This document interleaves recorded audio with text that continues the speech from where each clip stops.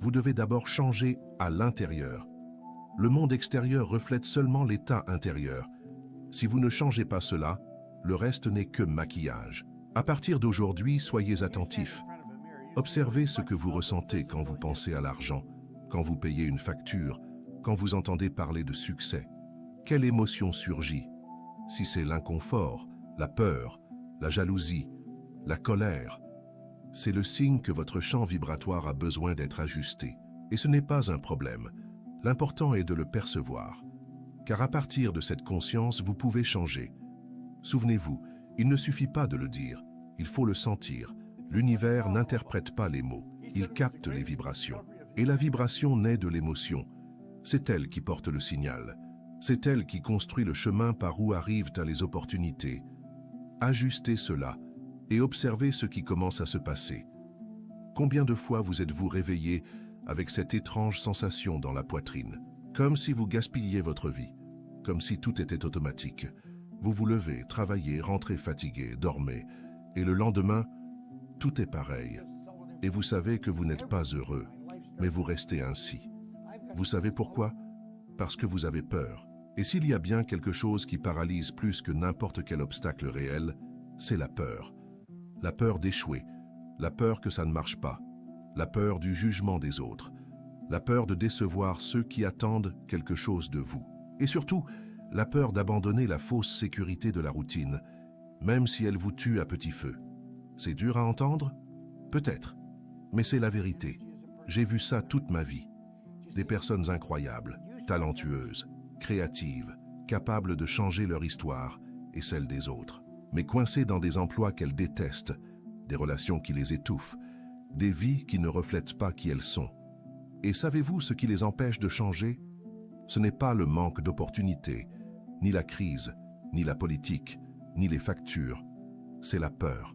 La peur de lâcher ce qui ne sert plus sans savoir ce qui va prendre sa place. Car la plupart préfèrent la certitude douloureuse de la médiocrité au risque d'une possibilité grandiose. Je me souviens d'une scène qui ne m'a jamais quitté. Je revenais d'un séminaire sur la loi du vide de la prospérité.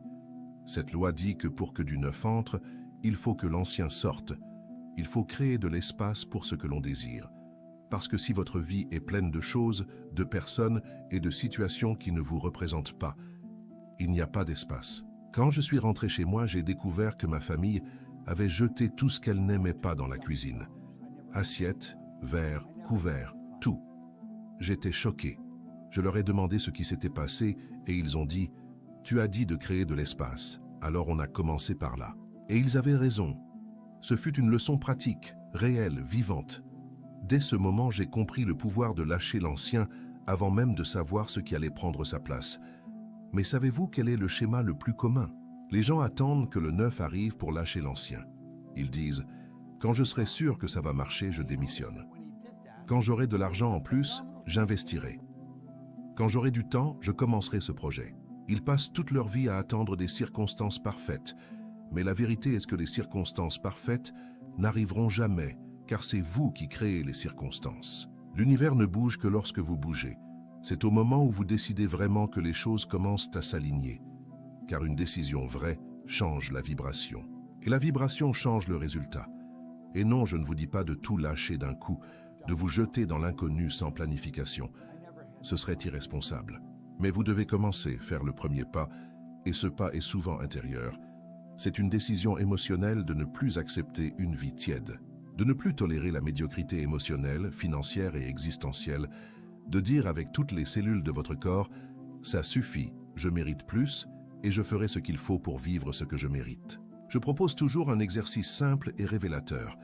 Imaginez maintenant, tout de suite, que vous avez tout l'argent dont vous avez besoin, toutes vos factures payées, de l'argent en surplus, une liberté totale. Imaginez où vous seriez, avec qui ce que vous feriez. Comment serez-vous réveillé en sachant que vous n'avez plus à faire quoi que ce soit juste pour l'argent? Cette image, cette sensation en vous, c'est vous. C'est votre essence qui vous montre le chemin. Et savez-vous pourquoi la plupart ignorent cela? Parce qu'on leur a appris à étouffer cette voix depuis l'enfance, à être réaliste et penser petit, à accepter les limites, à se contenter de ce qui vient. Et année après année, cette flamme s'éteint jusqu'à ce que la personne oublie ce qu'elle aime vraiment. Mais laissez-moi vous dire, cette image n'est pas une fantaisie.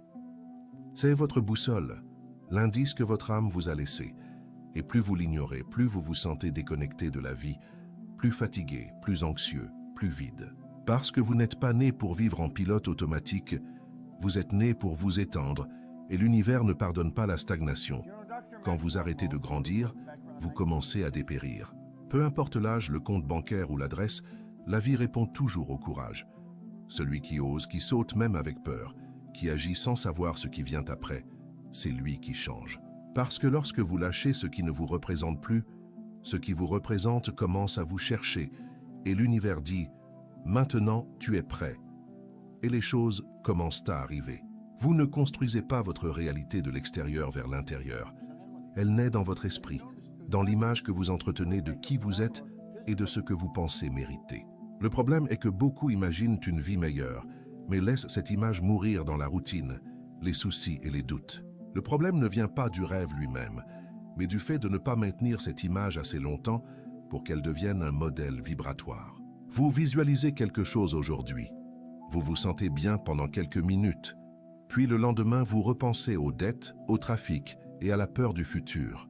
Cette oscillation détruit l'énergie créative. L'univers répond à la fréquence à laquelle vous vibrez la plupart du temps, pas à vos désirs sporadiques. Si votre vibration dominante est l'anxiété, la pénurie et la frustration, c'est cela que vous continuerez d'attirer.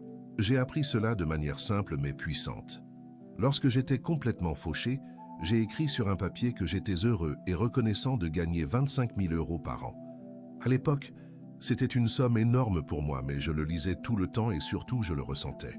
Je m'imaginais à cet endroit où je vivrais, comment je me réveillerais, ce que je ferais avec cet argent, et cette image a changé ma vibration. Et la vibration a changé les circonstances.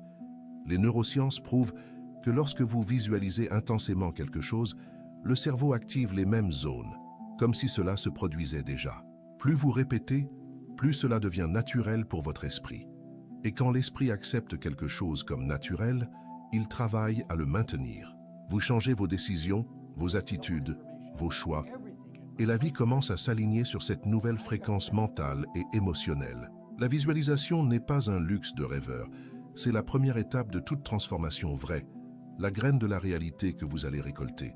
Plus vous maintenez cette image, plus elle se manifeste rapidement, à condition de ne pas abandonner avant que le monde ne montre des signes. Vous n'attirez pas ce que vous voulez, vous attirez ce que vous êtes. Et ce que vous êtes est déterminé par l'image que vous maintenez, la vibration que vous émettez et les sentiments que vous cultivez en silence.